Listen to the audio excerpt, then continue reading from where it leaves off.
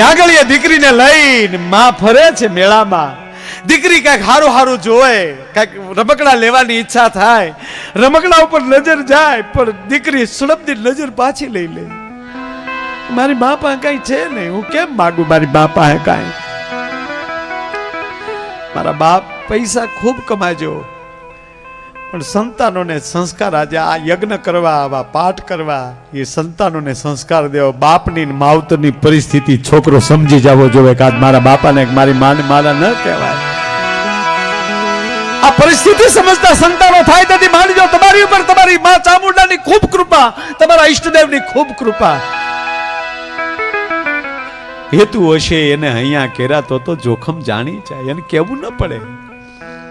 ઝડપથી દીકરી નજર પાછી લઈ લે કે રમકડા લેવા, પણ મારી બાપા કે છે નહીં. એમ આગળ જાતા જાતા જાતા સાહેબ એક મીઠાઈની દુકાન, સ્વીટ હાર્ટ, એ હાટની અંદર આમ નજર કરી, ચોકલેટના ડબ્બા ભરેલા.